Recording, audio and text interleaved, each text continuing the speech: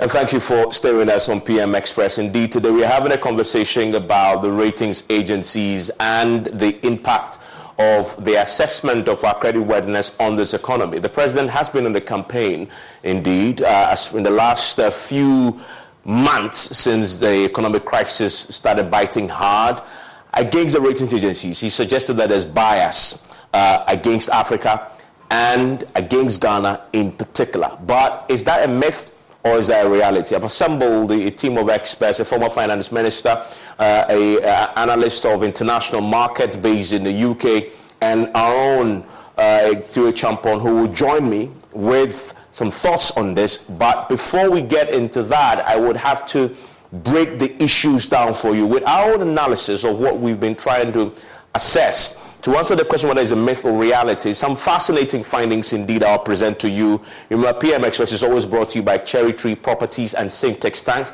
After this short break, when we return, I'll get into the analysis, and then we'll hear from our panelists.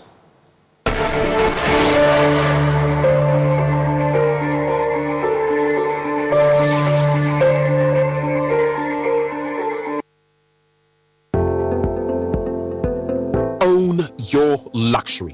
What if you could enjoy ultra luxury in the environs of Sakumono? What if you could have a share of affluence all to yourself? Step into our 5-bedroom executive Ohima suite, or our 4-bedroom Oyster Asantewa space, or our 4-bedroom plush Kukwa unit, and discover a whole world of possibilities. It's not just a building, it's a promise of a dream come true. Cherry Tree Properties. We develop spaces as though we were going to occupy them ourselves. Reach us on 0553.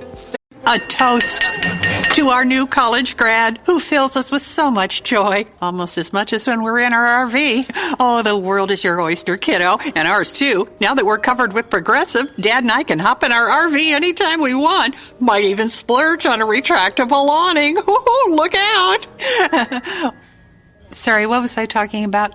Protect your loved one with an RV policy from Progressive. Take as little as 4 minutes to see what you could save at Progressive.com. Progressive Casualty Insurance Company and Affiliates.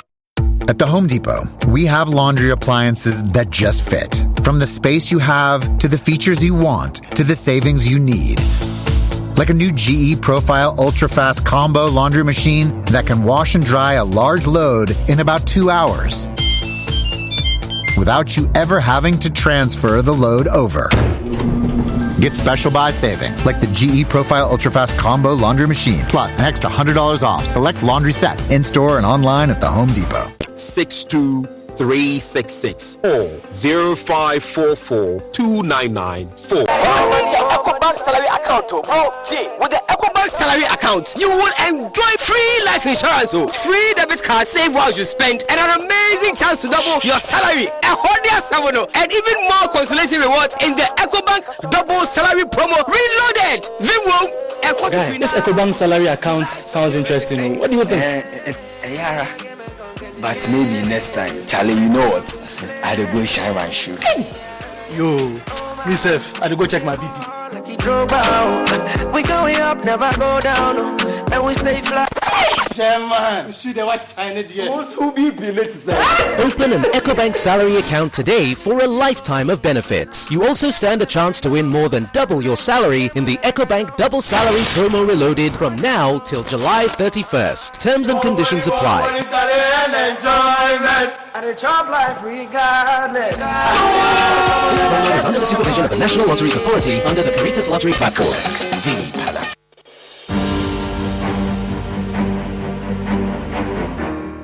My name is Tina. I am a person living with HIV.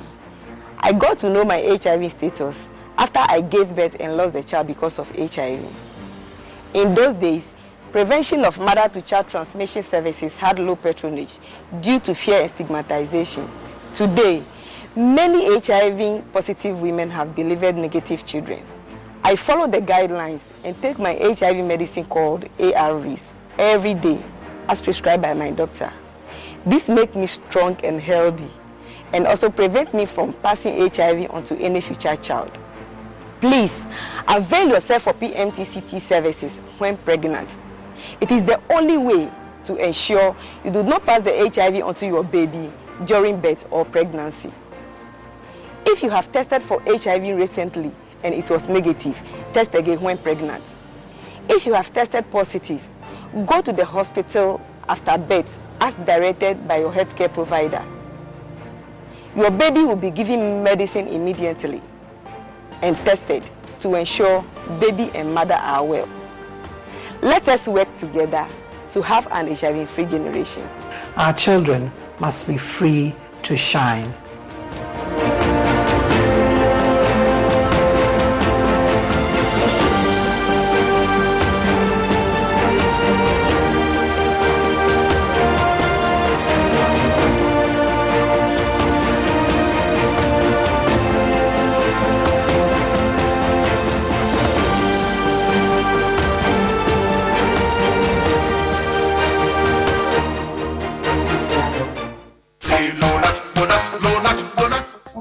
Has it that malaria is one of the most deadliest diseases in this part of the world. So, whenever you're feeling cold, feverish, nausea, or fatigue, get tested. If it is malaria, do not worry. I have good news for you.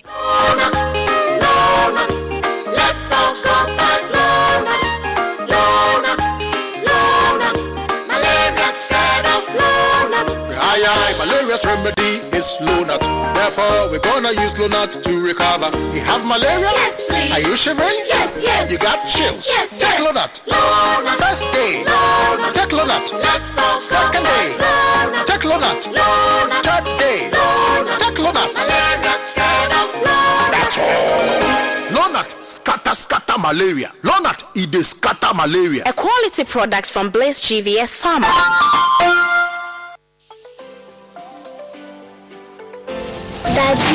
Daddy, this tank is big. Yes, that's true. It can store a lot of water.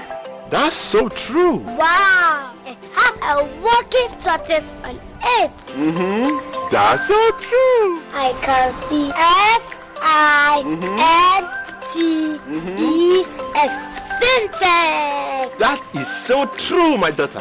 But it falls down, it will spoil. That's not true. But why? Hey! Syntex was the first to introduce double-layer tanks in Ghana. Syntex again was the first to introduce white inner layers in Ghana. Syntex gives you the biggest warranty, 7 years. No matter your water needs, Syntex is the answer. Syntex tank. Are you strong? Are you tough?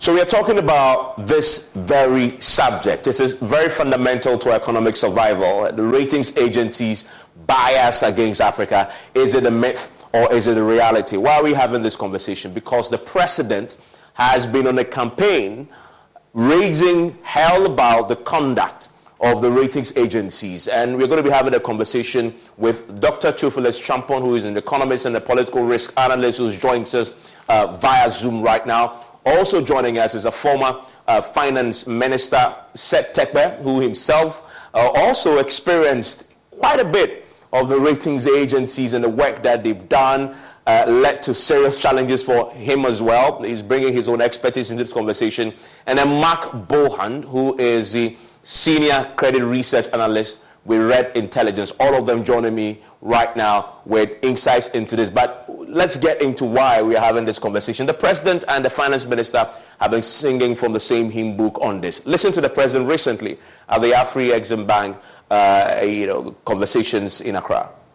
As the AU champion for African financial institutions and leader of a country which recently had to deal with one of the most difficult periods in its post-independent history, difficulties which were exacerbated by the reckless behavior of rating agencies that engaged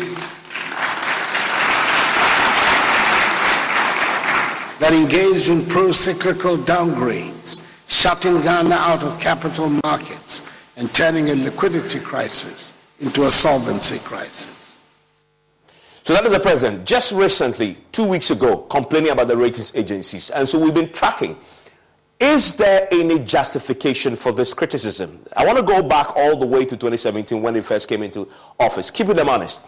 Because the ratings agencies, they've not always been negative when it comes to our economy, right? In 2017, when the President came to the office, if you look at Fitch, for example, they started with a stable outlook.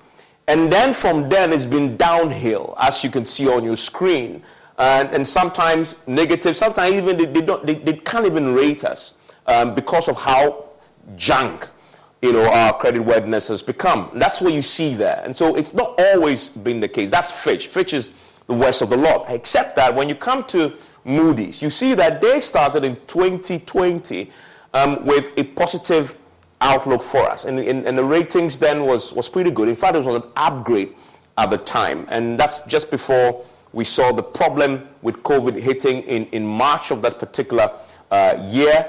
And then from then, we've had a downhill as well. So it isn't the case that they have this persistently, constantly over time, running down our economy in terms of the ratings and giving us this creditworthiness that has become a challenge when we go out there to borrow. That's the case with Moody's.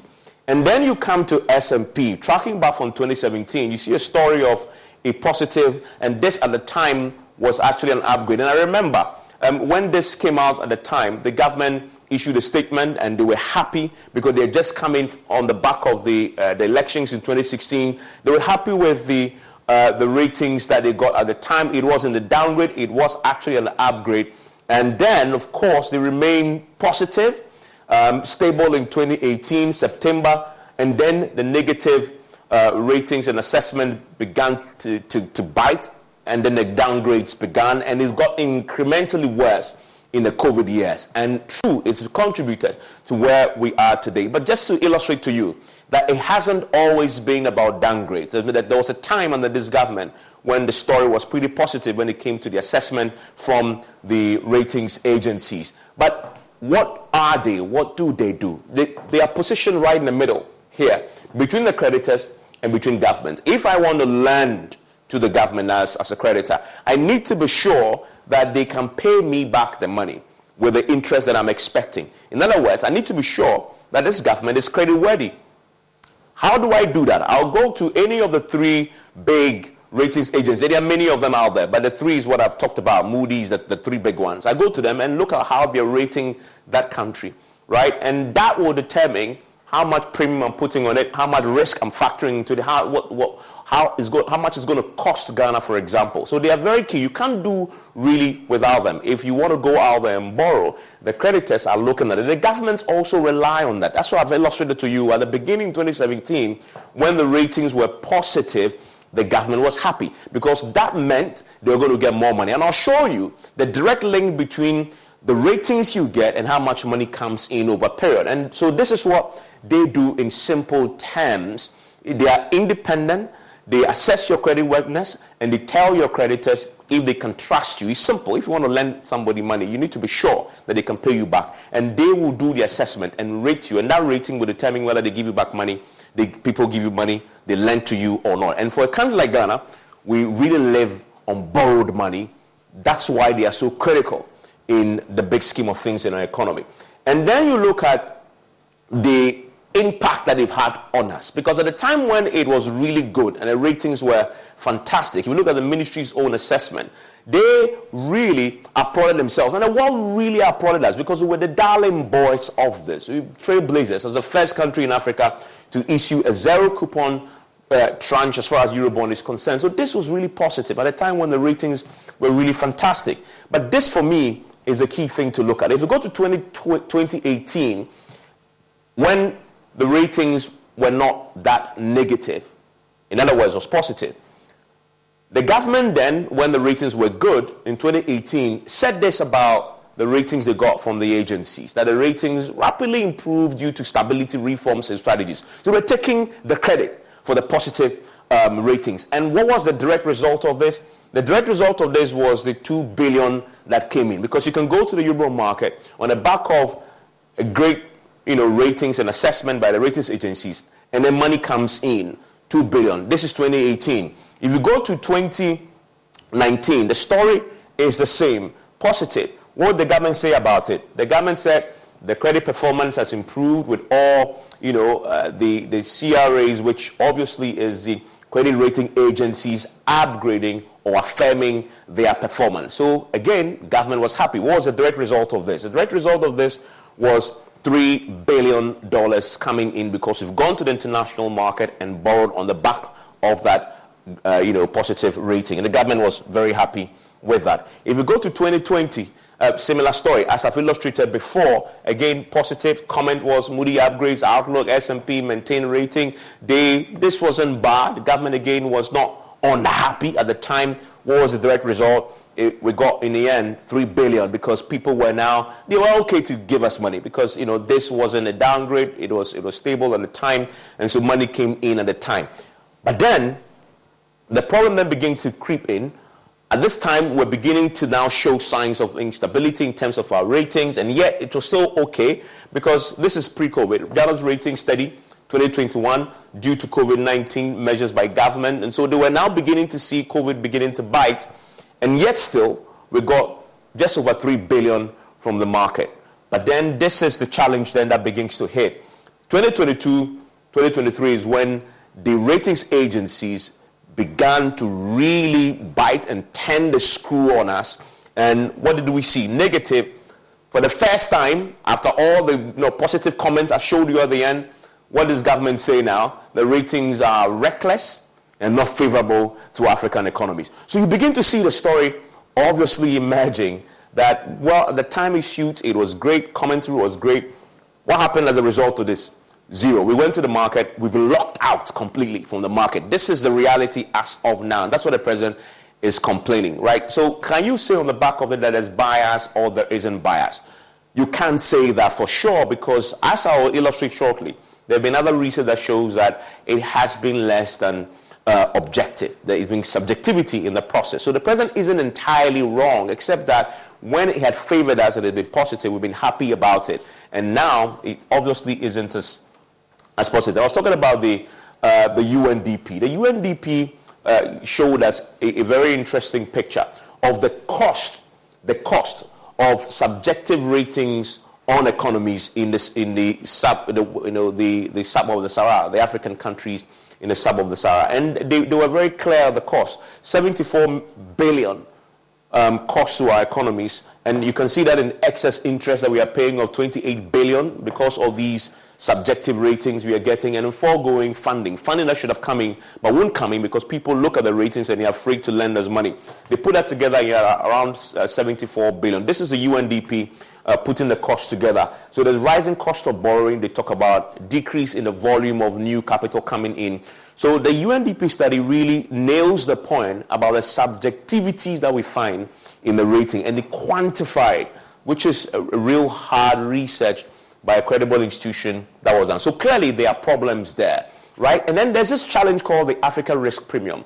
And research have shown that we are around 2.5 billion is priced into the loans that the world give us because they see Africa as a pretty risky area. So they are pricing the risk into it and costing us a bit more. Higher coupon rate is also there as part of that challenge of more than 2.1%. They won't charge that elsewhere, but they will charge that on Africa. So these things are real as well. And the methodologies have also been questioned. Again, UNDP questioning that are too subjective.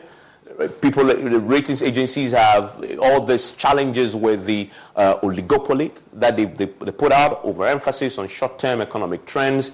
They may even have conflict of interest there as bond issuers. They pay the ratings agencies. Of course, if they are paying the ratings agencies, the concern is that they may put out ratings that would favor and increase the cost of the money that we are beginning to borrow. This is according to the UNDP. So these are real challenges. But does this necessarily mean that they are biased? And this is a systematic attempt to keep us impoverished or create a scenario where the lenders can profit off the ratings because they will get a bit more, as we've seen the Africa risk premium, which has been talked about. There have been many suggestions as far as this is concerned, including setting up our own ratings agencies on the continent. Let me quickly bring in my panelists to give me their thoughts on this very quick subject. Dr. Tuah Acheampong, I want to start with you. So this whole conversation we are having today, the president had obviously led it. Is this issue about bias a myth or a reality? It's actually neither here nor there. And the reason is very simple. Because I think that the whole idea of quote-unquote reckless behavior on the part of the ratings agencies, it doesn't actually even exist. If there's any reckless behavior at all, it's actually on the part of our governments, because nobody is forcing us necessarily to go to the markets to borrow. So let me take my time to break things down just a little bit for the purposes of education. There are two studies that have actually come out in the last few months. You've quoted the UNDP one, but there's actually a much more important and fundamental study done by IMF economists only 2 weeks ago. And the title of the paper is called Sub-Saharan Africa's Risk Perception Premium in Search of the Missing Factors. So what they do is they take a lot of countries globally, 107 countries, including in Africa, and they run a number of models and simulations and try to distill and answer the question whether there is this quote-unquote perceived bias. And two key things stand out from that. The first one is that, yes, it is true that African countries are paying more to access these capital markets than other comparator countries. But the reason for that, and this is really the most important part of that study, when you distill and you control for additional factors, such as the transparency of our budgeting processes, such as the role of the informal sector in our economies, the level of financial development, and the quality of our public institutions. Sometimes the data we're providing is not consistent. The information that is going to these agencies, there are gaps and all of that. When you put those additional checks in the model, and I want to quote here, their results, so this is from the IMF, shows that this excess premium that is estimated for sub-Saharan African countries vanishes when these structural factors are accounted for in the estimation, right? So it is very clear that there are issues that are driving the bond pricing, and it goes beyond just the financial and the economic factors. There are other country risk-specific political risk factors that are at play that we need to factor into the equation. And once you actually do that, it becomes a very simple equation to solve, because what the sovereign risk pricing is doing is basically answering two things: the ability to pay and the willingness to pay. And if you add these two things up in a number of the measures and the metrics, it becomes quite clear that this issue of bias doesn't even really arise in the first instance. Mr. Setepe, do you agree with that? You were once a finance minister. You also had to deal with the ratings agencies. You agree that the bias doesn't play up at all?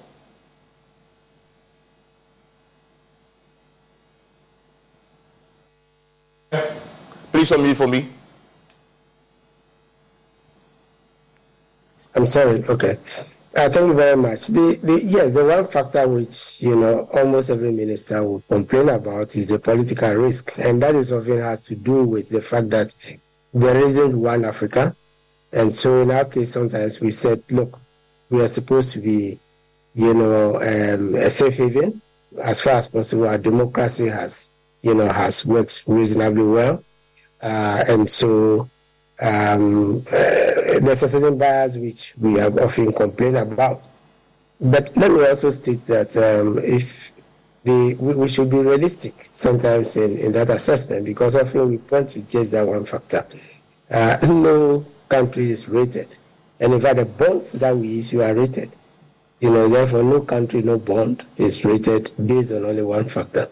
And this is why I agree with Prof, about we looking at our own fundamentals. Now, you showed the history. In fact, if you go back to 2003, when, we started rating, and remember this was also going into the HIPIC era before we did our first bond in 2007. We have always maintained a B class. So B positive, we went down to B, negative. And then if you extend that graph, you will see that it's only started dropping, and we're in junk status. And mind you, yes, often we blame COVID for that exercise, but I'll come to that. But we also went through the aftermath of the global financial crisis. We went through the shortage of gas and others to the economy, for almost 2 years, or if not more. And then doing so and other. So I'm saying every government, since at least the Kufuor era that took us into the bond markets, have experienced one shock or the other. And if you look at, often when we face these shocks, we go to the fund for stability, for austerity, right? If you look at the flows that have come in, yes, nobody disputes that COVID is the severest. But we also got the most flows for COVID, 6 billion, including the IMF 1 billion, loan, SDR, so what did we do? And the most we have often got was below 1 billion. Even the last ECF was 1 billion. So I think that we need to also, look at these other factors. So let me give you some numbers. If you take the economy from 57%, new basis, of debt, you are, plus contingency minus close to 100%. You saw the stellar performance. If you take a deficit of 6.3, it wasn't 8.3, 6.3, as the minister himself said in a recent statement issued by the Ministry of Finance. And you are hovering at times at 13, between 13 and 15. Sometimes whether you are counting bailout costs or you are not counting them, things in memos and the rest, that itself is the stellar performance. And if you look at the IMF program, we are supposed to attain the sustainability in some years, to come, between 55, and 60% or thereabout. This was the range that we gauged for ourselves when we set up the sinking fund. But the fact is that you can't keep borrowing and not, repay.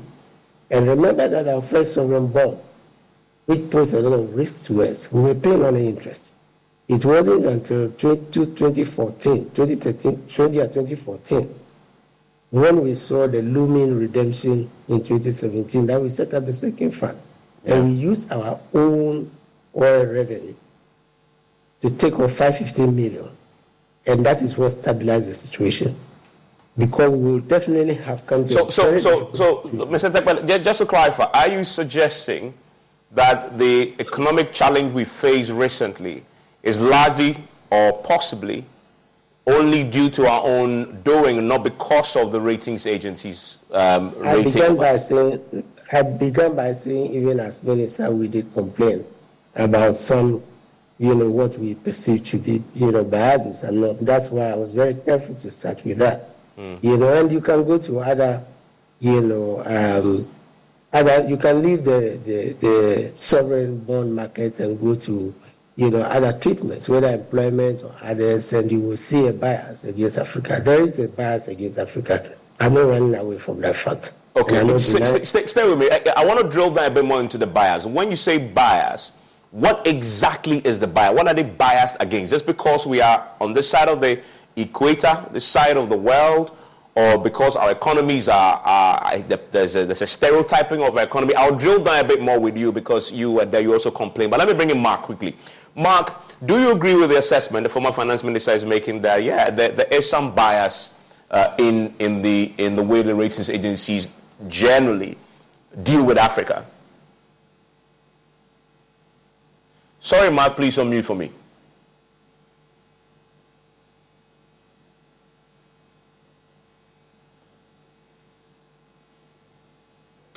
Okay, I can't, Mark, I can see you clearly, but I can't hear you. Yeah, sorry. I'm still muted, yes, yeah, I'm unmuted now. I would clearly say that I think this is mostly a myth, that there is not a bias. I mean, you've had a range of different studies, mainly opposing what the UNDP claim in this study. I mean, I think that the one Theo took up is a very important, interesting study. I mean, that, just to clarify, that is a focus on the Eurobond pricing in the market compared to other peer countries. And I think it's worth keeping in mind that credit ratings is often a lagging indicator, that the market moves before the credit rating agencies do. So when there is a downgrade and upgrade, for most of the time that's actually already priced into the Eurobond yields. So it doesn't actually have an impact on bond pricing. So I think that's one factor that the UNDP study does not take into account.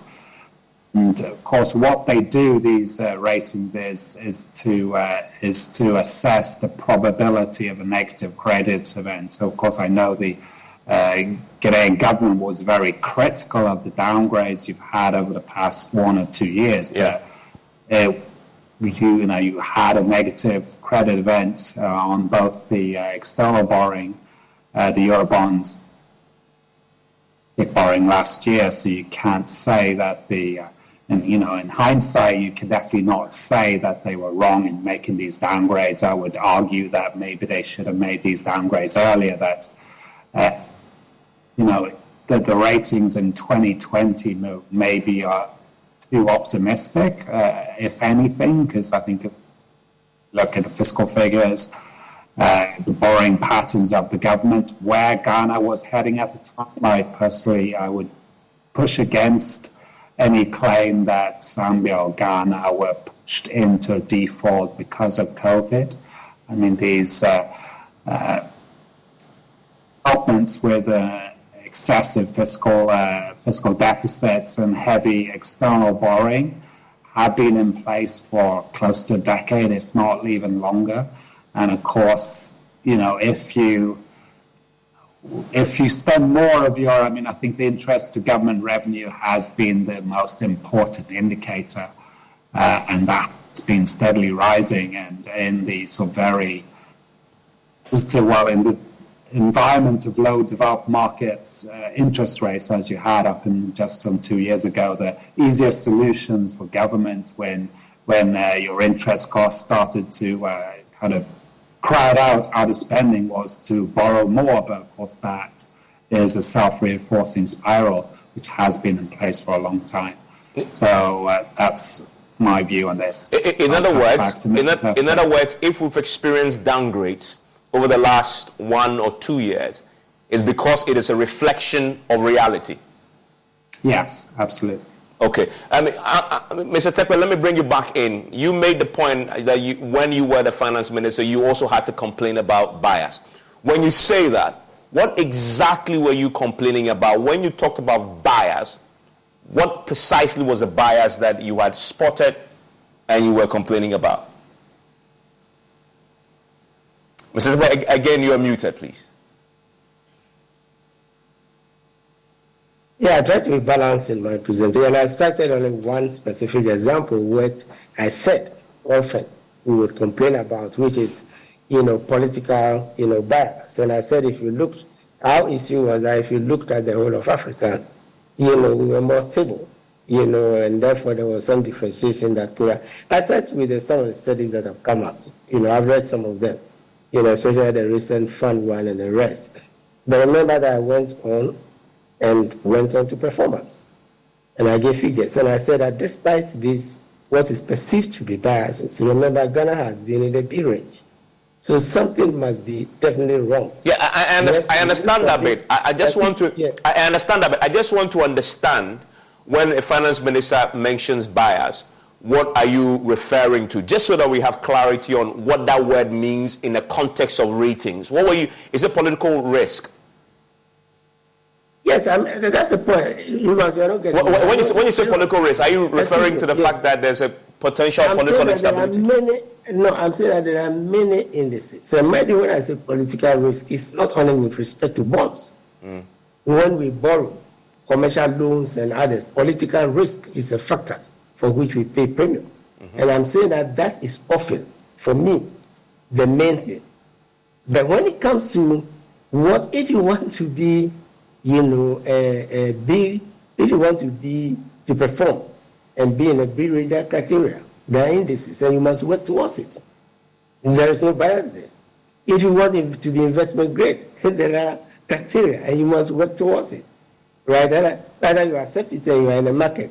And it doesn't really matter whether it is an African market or not. And let me give you one specific example. What I'm saying. We talk about that appraisal. You said, remember the zero coupon? It was a warning. Right? Because, we gave up 150 out of 500 for 350 million. That was a hefty amount to forgo. And the warnings, it was beginning to tell us. Then we went for our appraisal, and we had to pay the interest up front. Right? We had to pay the interest up front. Right?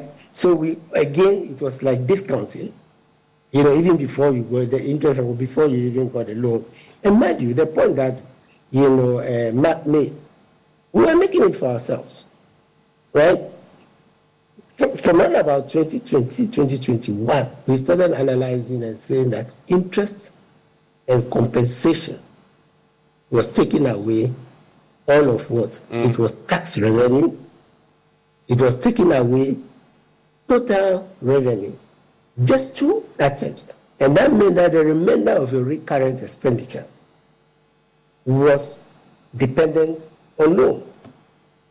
Let alone your capital expenditure and your amortization, assuming you covered interest. Interest is not, if you talk about debt service, it's principal, but interest. So these are not biases which we should blame on anybody, because we ourselves, he was, very vocal on that. I had said it, and we analyzed it, and we went back and showed it.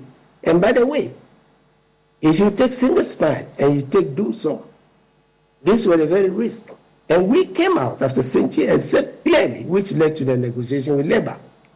Single spine being what led to the budget overrun.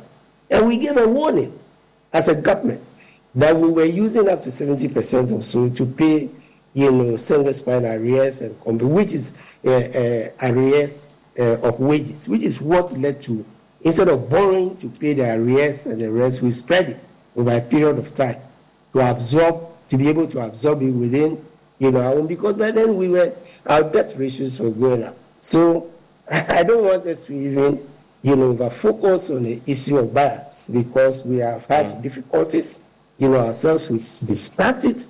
Yeah. I guess we shouldn't be blaming anybody for it. That's the point that I'm making. Okay. And so you circle back to that point, and I think all of you have that in your submission, which is that focus on yourselves and don't blame anybody else. But however, Dr. Chio-Champon, if that is the case, why then do we have something called the Africa Risk Premium, which has been estimated to cost us north of $2 billion annually? The fact that you even have that thing means that there is you're being treated differently from everybody else. Isn't that bias? Isn't that some subjective way of analyzing the thing that doesn't apply to the rest of the world? No, that is not. And I mean, we need to do 2 things. We need to look at the methodologies that are used to derive this so-called Africa Risk Premium.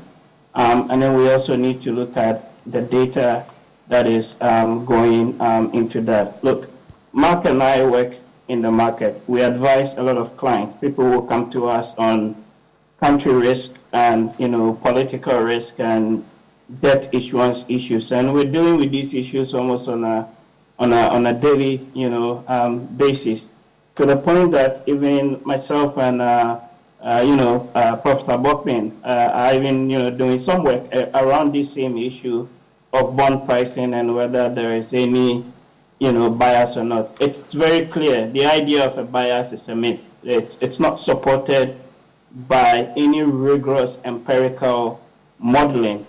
So why don't you have the Africa risk premium? Why don't we have that in? Why don't you have a European risk premium? There is no European risk premium. Why?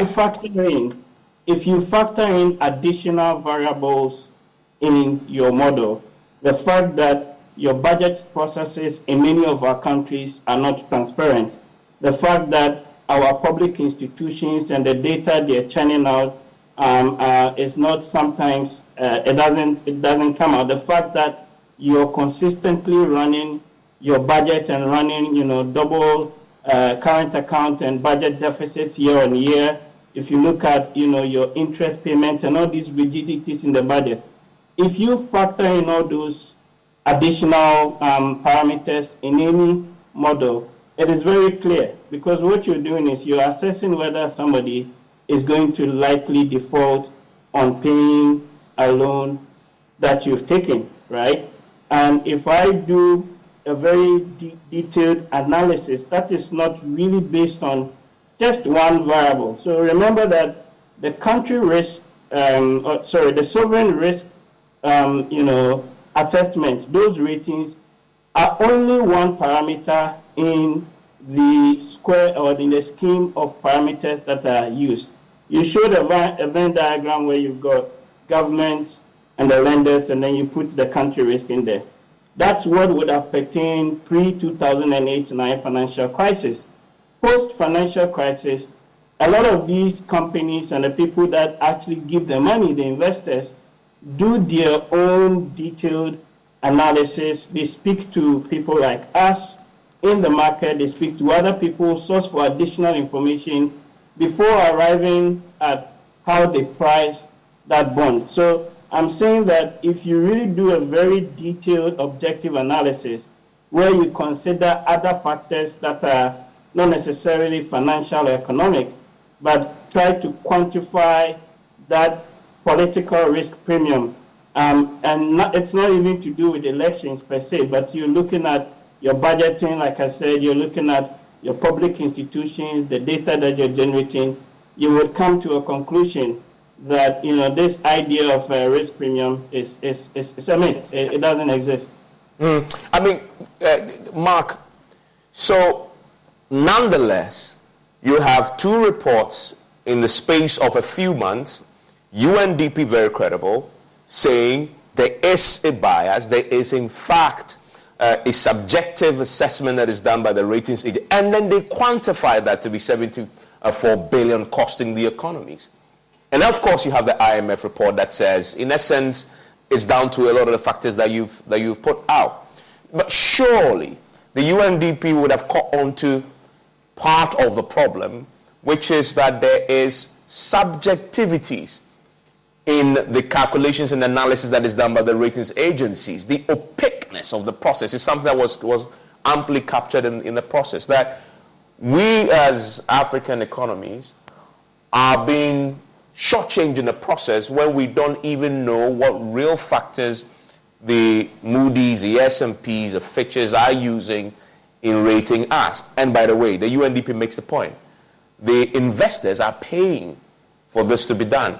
There is a real possibility, and this is the UNDP making the point, that there is bias in there because of who is paying them. Isn't that a factor that we can't discount? Thank you. Let me clarify a few points. So I actually spoke to UNDP ahead of this report being released. So I've previously worked when I was employed at WTO, where HS with Jan Ashrenbong now I worked on these ratings. I mean, it was very much a very similar rating process. It was essentially copied from S&P and Moody's. So, contrary to what you said, the rating process is very transparent. There is Moody's, Fitch, they all publish their sovereign rating methodology, which factors they use. So there is this very mechanical part of the model, exactly what is the data that goes in there. But then there is what they call the analyst overlay. There is a possibility for an analyst to make an adjustment in the score, essentially saying that I don't think this data actually adequately captures what is, and you have, say, undocumented remittance flows or informal cross-border trade that actually means that this score, this data is actually not showing an adequate picture.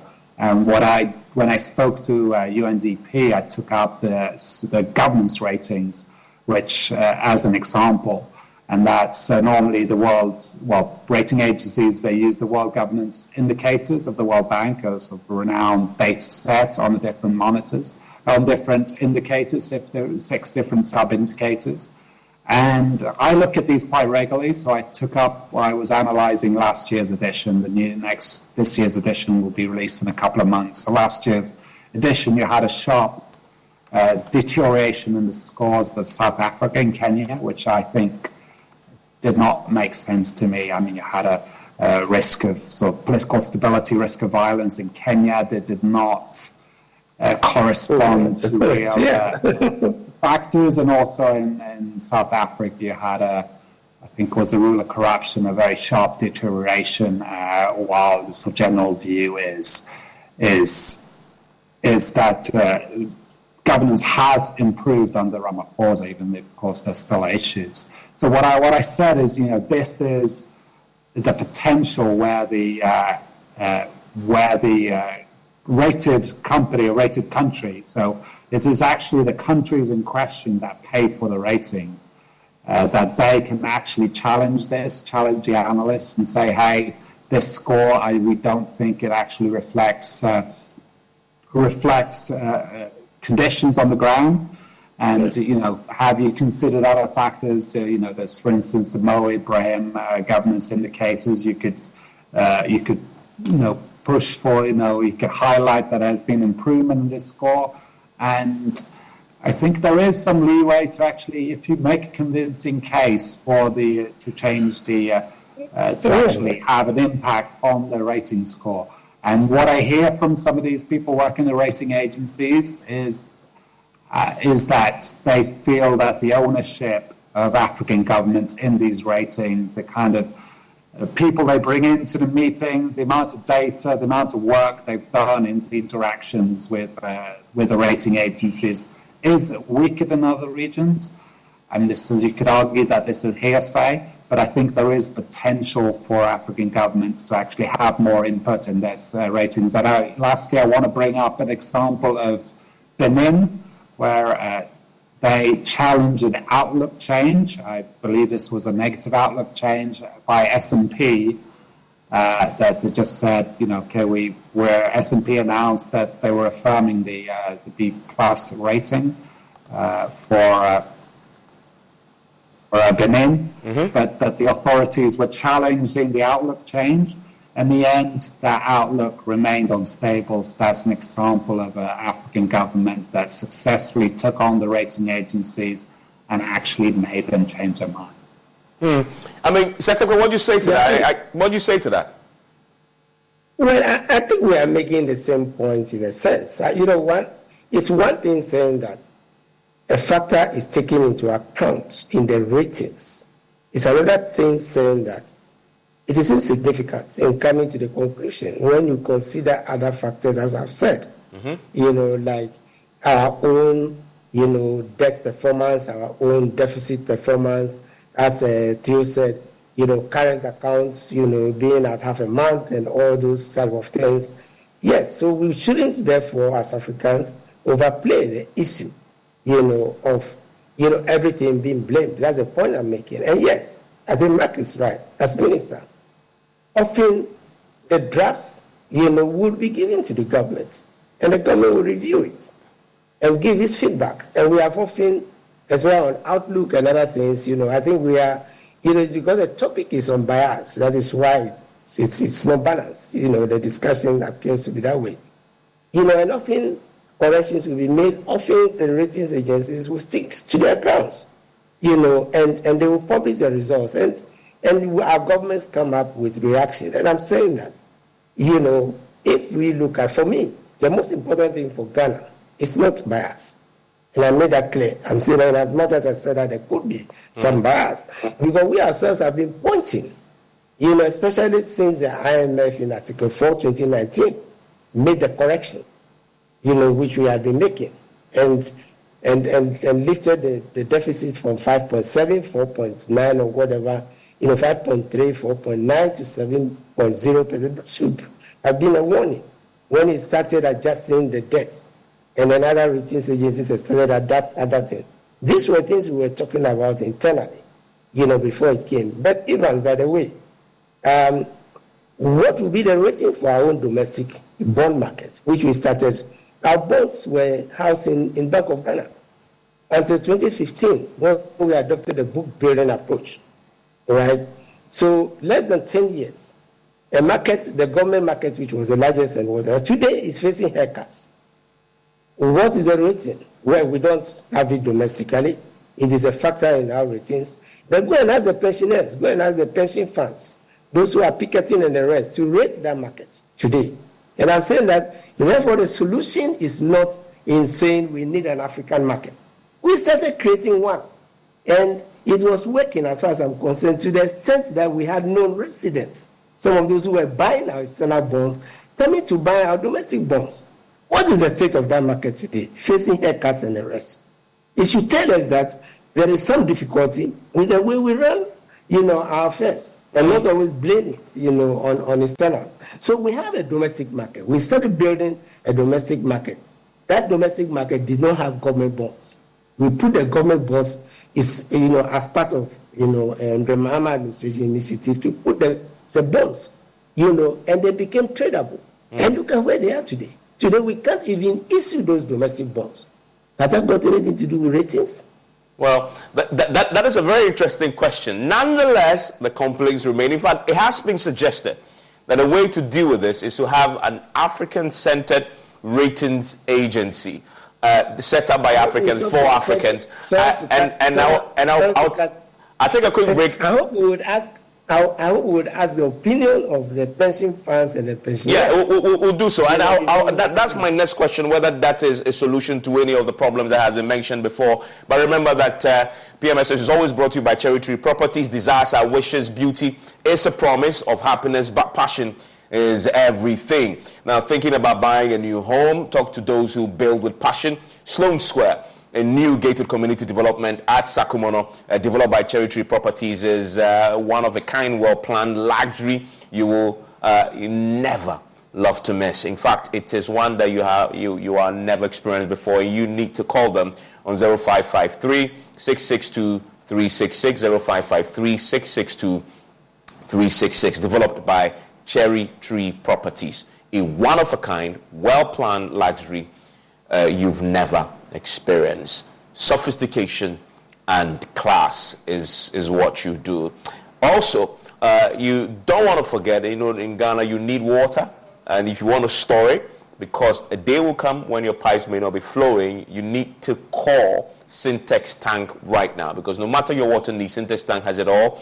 Syntex Tank is first to introduce double layer tank, and now you can have as many layers as you want. Syntex Tank is first to introduce white inner layer tanks in Ghana. We now introduce you to the customer specs order, which lets you order any color and size of preferences. Syntex Tank gives you the longest warranty of 7 years, which no other tank gives you in Ghana. So whatever your water consumption, size of project or demand, choose Syntex Tank. We have agents nationwide, so you won't miss us anywhere you are in this country. 0244 335 168, 0244 335 168. You can call them on that or shop online at syntexgh.com. Syntex Tanks, A is strong tough. And I need just to quickly wrap up. And so I need to ask very quickly, Dr. Tuyo Champon, should we have an African-centered ratings agency for us, by us? Oh, of course. I mean, why not? But it's going to take some time to get that, process going, and the ratings that they do fully sort of accepted by other players in the market. But the point is, even if you had an African ratings agency, what methodology would they be using to arrive at that assessment? There will still be a mechanistic side to the process where you're looking at some economic and financial indicators, and there would also be, the analyst view, on top of that, and looking at other indicators. So whether we have an African ratings agency or not, it does not necessarily imply that you're going to get, a lower credit risk score and thereby get cheaper borrowings. It's the data and the evidence that should lead us to arrive at that conclusion. But yes, for sure, having an African agency, I mean, why not? It's really, for me, the substance of what the agency will be doing and the assessment and the methodology that would really play the big role in all of this. Mark, do you agree? Yes. Well, I mean, there are in fact two rating agencies that have been based out of Africa. There's GTR Ratings, which was based out of South Africa, that's now part of Moody's. And there's Bloomfield Ratings, which is based out of Cote d'Ivoire. And Bloomfield in particular have given significantly higher ratings to African entities than the other rating agencies. There you have it. That's the solution. Yeah, but I mean, as a rating agency, essentially your credibility is everything. So, of course, if you're handing out AAA ratings to everyone, including entities that are a very high risk and that later on end up in negative credit events, then what is the point of having such an agency if it can't establish the credibility? And I mean, if you had African credit agency a few years ago that given AAA ratings to Ghana, Zambia, etc., what would be the point of it? Is my counter question. Okay, Mark, thank you very much. Thank you very much, Tekwe, as well, former Finance Minister, and Dr. Tuyo Champon. Always a delight hearing your thoughts on these matters. Remember, PMS is always brought to you by Syntex Tang LPM, Syntex Tang, and also brought to you by Cherry Tree Properties. Enjoy the rest of your evening.